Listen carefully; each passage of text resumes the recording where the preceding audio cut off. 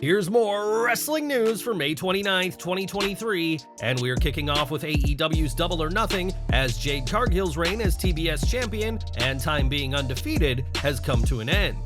First, Cargill retained the championship against Taya Valkyrie in her 60th win for AEW, and post-match, Smart Mark Sterling issued an open challenge, which was answered by Kris Statlander. In her first match after a year away, Statlander got the shocking victory over Cargill, becoming the second ever AEW TBS champion and becoming the one in 60-1. We'll admit that having a babyface dethrone the exhausted heel who just retained her title isn't the most babyface thing to do, but it certainly was a huge moment for the fans in Las Vegas. We also have to give props to Valkyrie, who more than held her own against Cargill, and it shouldn't come as a surprise if she remains in the TBS Championship picture. It'll be interesting to see what comes next for Jade Cargill, whose career in AEW has been defined by being undefeated and a champion, and now the impressive star has neither of those accolades. Statlander's return and title win was certainly a shocking moment for the fans, but when exactly did AEW approve of her comeback? According to Sean Ross Sapp of Fightful Select, this decision was far from a last-minute job, and Statlander had been penciled in as the person to defeat Cargill for quite some time. As for why the title change happened, Fightful adds that Cargill is slated to take some time off very soon, and it may have already begun. The plan is for Cargill to take some time off and return with a personality change, though it's unclear what exactly will be different about the now former AEW TBS champion. It was also noted that there looked to be a major shift in the AEW women's division and American women's wrestling in general, and that AEW has more big plans in store for Statlander. Speaking of the new champion, it was noted that Statlander has been on the road with AEW often during her recovery from injury, and had been working out in the ring ahead of a recent episode of Dynamite. We all knew that the title eventually had to change hands, but Statlander's win was still a huge surprise. And do you think AEW made the right call? Sound off in the comments. It wasn't just AEW Double or Nothing that saw a new women's champion be crowned, as NXT Battleground saw Tiffany Stratton emerge as the new NXT Women's Champion.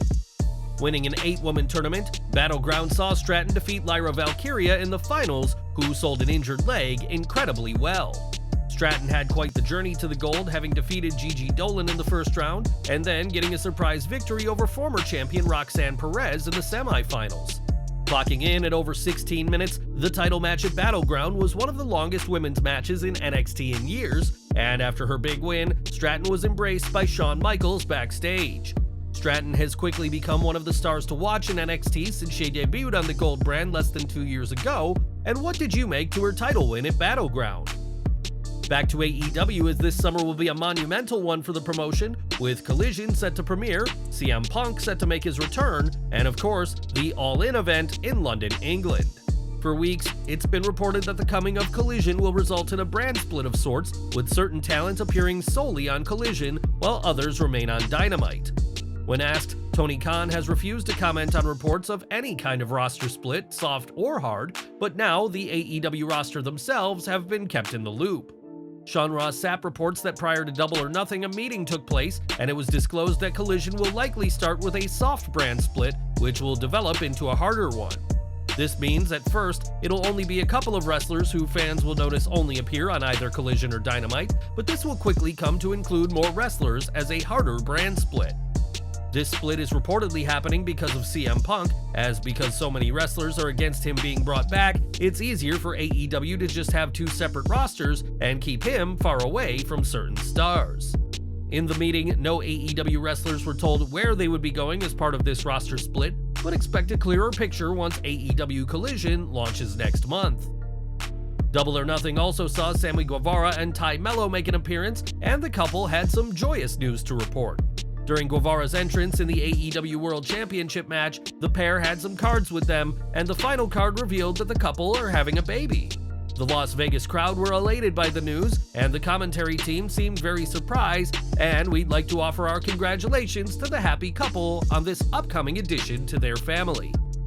After that announcement took place, Guevara entered the ring and was joined by Jack Perry, Darby Allin, and AEW World Champion MJF in the first ever 4-way match for the title. All 4 men got the chance to get their offense in, and there was one special spot featuring the 4 pillars of All Elite Wrestling. In one segment during the match, all 4 men had the chance to use the moves of their mentors, starting with Darby Allin hitting Sting's Scorpion Death Drop. From there, Guevara hit the Codebreaker in a nod to Chris Jericho, but was taken out by Jungle Boy and the Kill Switch, a nod to Christian Cage, even though the mentor and protege are no longer aligned. Jungle Boy then fell victim to the Crossroads in a nod to Cody Rhodes, and while it wasn't enough to get him the pin, it was a very cool moment and a nod to the American Nightmare. After a hard-fought match, it was MJF who was able to get the victory, and do you think having him retain the title was the right call? Or was it time for a new AEW World Champion to be crowned? It was earlier this month that Trinity made her debut for Impact Wrestling, close to a year after she and Mercedes Moné walked out of Raw. In her debut promo, Trinity made it clear that she has come to Impact to be a champion, and soon the former Naomi will have her opportunity. During the latest set of Impact Wrestling tapings, Trinity squared off against Savannah Evans, and despite Evans having Giselle Shaw and Jay Vidal, Trinity got the win. Grabbing the mic immediately after her work, Trinity challenged Deonna Purrazzo for the Impact Knockouts title at the upcoming Slammiversary event. Deonna Purrazzo wasted no time in accepting the challenge, and while Jordynne Grace tried to intervene, she was brutally attacked by Evans, Shaw, and Vidal instead. Trinity has been promoted as one of the very top stars in Impact in the short time she's been with the company, and is the Knockouts Championship in her future on July 15th? More from Double or Nothing, as the show was a jam-packed event, but seriously struggled for weeks when it came to moving tickets. Even during the morning of the show, reports came out that there were still plenty of tickets available, and this led to some shocking images from the event. As one fan tweeted, they were able to score seats with a fantastic view for just $7 outside the arena, and in the photo, there were dozens, if not hundreds, of empty seats. AEW had tried to get fans to fill the show with a special 4 tickets for $40 offer, and a local burger place offered a free ticket with every meal, though that offer isn't believed to have been approved by AEW.